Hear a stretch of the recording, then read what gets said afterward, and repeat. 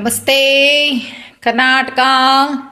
ನನ್ನ ಯೂಟ್ಯೂಬ್ ಕುಟುಂಬದ ಸದಸ್ಯರೆಲ್ಲರಿಗೂ ನನ್ನ ವಂದನೆಗಳು. ಮಂಚಾಲಮ್ಮನ ಆಶೀರ್ವಾದವನ್ನು ಪಡೆಯುತ್ತಾ, ಆರಾಧ್ಯರನ್ನು ಸ್ಮರಣೆ ಮಾಡ್ತಾ, ತಾಯಿ ಮಾರಿಕಾಂಬೆಯನ್ನು ಸ್ಮರಿಸುತ್ತಾ ಇವತ್ತು ನಾನು ನಿಮ್ಮ ಮುಂದೆ ಬಂದಿದ್ದೇನೆ. ನನ್ನ ಕಾರ್ಯಕ್ರಮಕ್ಕೆ ತಮಗೆಲ್ಲರಿಗೂ ಸ್ವಾಗತವನ್ನು ಬಯಸುತ್ತಾ, ನಮ್ಮ ಆರಾಧ್ಯರು ನಿಮ್ಮೆಲ್ಲರನ್ನ ಕಾಪಾಡಲಿ, ಅವರ ಕರುಣ ಕೃಪಾ ಕಟಾಕ್ಷ ಸದಾ ನಮ್ಮ ಮೇಲೆ ಇರಲಿ ಅಂತ ಹೇಳ್ತಾ ಇವತ್ತಿನ ಕಾರ್ಯಕ್ರಮವನ್ನು ಶುರು ಮಾಡ್ತಾ ಇದ್ದೀನಿ.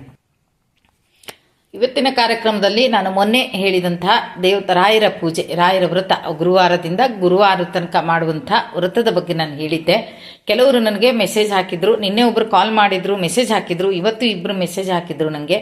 ಅಂದರೆ ಒಂದು ಸಲ ನಾವು ಹಾಲಲ್ಲಿ ಅದು ಪ್ರತಿಷ್ಠಾಪನೆ ಮಾಡಿದ ಮೇಲೆ ಮತ್ತೆ ತೆಗಿಬಾರ್ದಮ್ಮ, 8 ದಿವಸ ತನಕನೂ ಹಾಗೇ ಇರಬೇಕು, ಅದನ್ನು ಏನು ಮಾಡಲಿ ಅಂತ ಕೇಳಿದ್ದಾರೆ.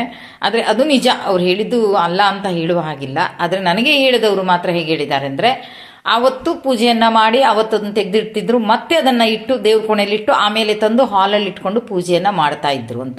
ಅದಕ್ಕೆ ನಾನು ಅವ್ರಿಗೆ ಏನಂದೆ, ಸ್ವಲ್ಪ ಅವ್ರಿಗೆ ಸಮಾಧಾನ ಆಗಬೇಕಿತ್ತು. ಹೇಗೆ ಮಾಡಬೇಕಮ್ಮ, ಏನು ಮಾಡೋದು, ಎಲ್ಲರೂ ಹೇಳ್ತಾರೆ ಒಂದು ಸಲ ಸ್ಥಾಪನೆ ಮಾಡಿದ ಮೇಲೆ ಅದನ್ನು ಮತ್ತೆ ನಾವು ಕದಲಿಸುವ ಹಾಗಿಲ್ಲಮ್ಮ ಅಂತ. ಅವಾಗ ನಾನು ಅವ್ರಿಗೆ ಹೇಳಿದೆ, ಒಂದು ಕೆಲಸ ಮಾಡಿ, ದೇವ್ರ ಕೋಣೆಯಲ್ಲೇ ಇಡಿ ಮಾಡಿ, ಆಮೇಲೆ ನಿತ್ತನೆ ಎಷ್ಟು ಪ್ರದಕ್ಷಿಣೆ ಹಾಕಬೇಕು ಅಂದ್ಕೋತೀರಿ ಅಷ್ಟು ಪ್ರದಕ್ಷಿಣೆಯನ್ನು ನೀವು ಹಾಕಿ ಅಂದೆ. ಖುಷಿ ಆಯಿತು ಅವ್ರಿಗೆ. ಇವತ್ತು ಬೆಳಿಗ್ಗೆ ಕವನ ಅಂತ ಒಬ್ರು ಕಾಲ್ ಮಾಡಿದರು, ಅಮ್ಮ ಹೀಗೆ ಏನು ಮಾಡಲಮ್ಮ ಅಂತ. ಅವರಿಗೂ ಹೀಗೆ ಹೇಳಿದ್ದೇನೆ. ಬಹುಶಃ ಹಾಗೆ ಮನಸ್ಸಿಗೆ ನಿಮಗೆ ಸಮಾಧಾನ ಆಗಲ್ಲ ಅಂತಂದರೆ ಖಂಡಿತವಾಗಿ ದೇವ್ರ ಕೋಣೆಯಲ್ಲೇ ಇಟ್ಟು ಅಲ್ಲೇ ನಿಂತು ಪ್ರದಕ್ಷಿಣೆ ಹಾಕ್ಲಿಕ್ಕಾದರೆ ಪ್ರದಕ್ಷಿಣೆಯನ್ನು ಹಾಕಿ ನೀವು, ಇಲ್ಲ ಮಠಕ್ಕೆ ಹೋಗಿ ಪ್ರದಕ್ಷಿಣೆಯನ್ನು ಹಾಕಿ.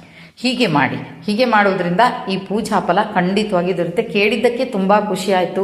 ಯಾಕಂದರೆ ಮನಸ್ಸಿನಲ್ಲೇ ಇಟ್ಕೊಂಡಿಲ್ಲ, ಈಗ ಏನು ಮಾಡಬೇಕಮ್ಮ, ಅದು ಯಾವ ರೀತಿ ಮಾಡಬೇಕು ಅಂತ ವಿಚಾರಿಸಿದ್ದಕ್ಕೆ ಬಹುಶಃ ನಾನು ಈಗಾಗಲೇ ಮಾಹಿತಿಯನ್ನು ಕೊಟ್ಟಿದ್ದೀನಿ. ಇನ್ನೊಂದು ವಿಷಯ ಅಂದರೆ, ನಾವು ರಾಯರಲ್ಲಿ ಏನನ್ನೋ ಬೇಡ್ತೀವಿ, ನಮಗಿದು ಆಗಬೇಕು ತಂದೆ, ಇದನ್ನು ನೀನು ಕೊಡಬೇಕು ಅಂತ. ಆದರೆ ರಾಯರು ಏನು ಮಾಡ್ತಾರೆ ಗೊತ್ತಾ, ಅದರ ಬದಲಿಗೆ ಬೇರೆದನ್ನು ಇದು ಮಾಡ್ತಾರೆ. ಹೀಗೊಬ್ಬರು ಭಕ್ತರಿಗೆ ಹಾಗೆ ಆಗಿತ್ತು. ತುಂಬ ಆರಾಧನೆಗೆ ಪ್ರತಿ ವರ್ಷ ಆರಾಧನೆಗೆ ಹೋಗ್ತಾರೆ. ಪ್ರತಿ ವರ್ಷವೂ ಅವ್ರು ಇಟ್ಟಿರುವಂಥ ಬೇಡಿಕೆ ಒಂದೇ.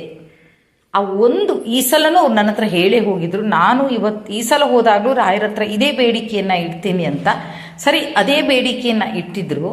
ಆದರೆ ನಿಜವಾಗಿ ಗೊತ್ತಾಗಿರೋದು ವಿಷಯ ಅಂದರೆ ಅವರಿಗೆ ಆಶ್ಚರ್ಯ ಆಗಿದೆ.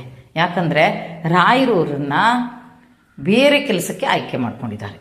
ತನ್ನದೇ ಆದಂಥ ಕೆಲಸಗಳನ್ನು ಮಾಡೋದಕ್ಕೆ ಏನವರು ಬೇಡಿದ್ದಾರೆ ಅದನ್ನು ಕೊಟ್ಟಿಲ್ಲ, ಕೊಡೋ ಬದಲಿಗೆ ಬೇರೆ ದಾರಿಯನ್ನು ತೋರಿಸಿದ್ದಾರೆ. ನೀನು ಈ ರೀತಿ ಮಾಡು, ನನ್ನ ಸೇವೆಯನ್ನು ಮಾಡು ಅಂತ. ಆಗ ನಾನು ಅವ್ರಿಗೆ ಹೇಳಿದೆ, ಅವ್ರು ನನ್ನ ಹತ್ರ ಹೇಳ್ತಾರೆ, ಇಲ್ಲಮ್ಮ ನಾನು ಅಂದುಕೊಂಡು ಹೋಗಿರೋದೇ ಒಂದು, ಆದರೆ ನನಗೆ ರಾಯರು ನೇಮಿಸಿರೋದು ಇನ್ನೊಂದು ಕೆಲಸ ಅಮ್ಮ ನನಗೆ ಅಂದರು. ಅದು ರಾಯರ ಪವಾಡ ಅಂದರೆ ಹೀಗೇನೆ, ನಾವು ಯಾವ ವಸ್ತುಗೆ ಬೇಕು ಅಂತ ನಾವು ದುಃಖ ಪಡ್ತೀವಿ, ಆ ದುಃಖದಿಂದ ನಮ್ಮನ್ನು ದೂರ ಮಾಡೋಕ್ಕೆ ಒಂದು ದಾರಿಯನ್ನು ತೋರಿಸ್ತಾರೆ. ಹಾಗೆ ಆ ಹೆಣ್ಣುಮಗಳಿಗೆ ತುಂಬ ಖುಷಿ ಆಗುತ್ತೆ. ಹೇಳ್ಕೊತಾರೆ ನನ್ನ ಹತ್ರ, ರಾಯರು ಈ ರೀತಿ ನನ್ನನ್ನು ಆಯ್ಕೆ ಮಾಡ್ಕೊಂಡಿದ್ದಾರಮ್ಮ ಅಂತಾರೆ. ತುಂಬ ಖುಷಿ. ಅದಕ್ಕೋಸ್ಕರ ನೀನು ನೋವಲ್ಲಿದೆಯಾ, ಕಣ್ಣೀರು ಹಾಕ್ತೀಯಾ ಅಂತ ರಾಯರಿಗೆ ಗೊತ್ತು. ಹಾಗಾಗಿ ಏನು ಮಾಡಬೇಕು ಅಂದರೆ ನಾನು ಈ ರೀತಿ ಮಾಡಬೇಕು ಅಂತ ಮಾಡಿದ್ದಾರೆ. ಬಹುಶಃ ಇದು ಮುಂದೇನು ನನಗೆ ಹೇಳ್ತಾ ಇದ್ದೀನಿ, ಆಶ್ಚರ್ಯ ಆಗುತ್ತೆ ನಿಮಗೆಲ್ಲರೂ.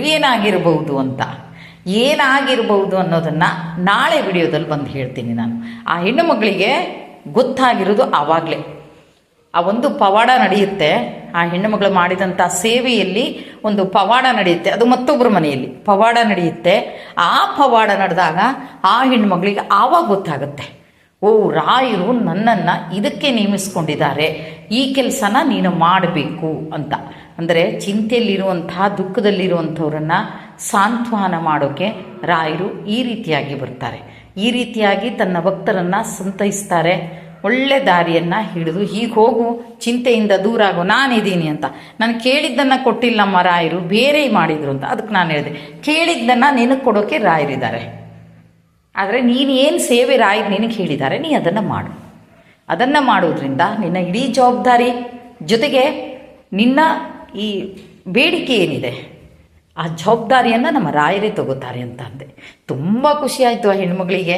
ಹಾಗೆ ಪ್ರಥಮವಾಗಿ ಆ ಹೆಣ್ಣುಮಗಳು ಮಾಡಿದಂಥ ಸೇವೆಯಲ್ಲಿ ಎಂಥ ಪವಾಡ ಆಯಿತು ಅನ್ನೋದನ್ನು ನಾನು ನಾಳಿನ ಸಂಚಿಕೆಯಲ್ಲಿ ತಿಳಿಸ್ತೀನಿ ಅಂತ ಹೇಳ್ತಾ ಇವತ್ತಿನ ಈ ಕಾರ್ಯಕ್ರಮವನ್ನು ಇಲ್ಲಿಗೆ ಮುಗಿಸ್ತಾ ಇದ್ದೀನಿ. ಜೈ ಹಿಂದ್, ಜೈ ಕರ್ನಾಟಕ ಮಾತೆ. ಸರ್ವೇ ಜನ ಸುಖಿನೋ ಭವಂತು.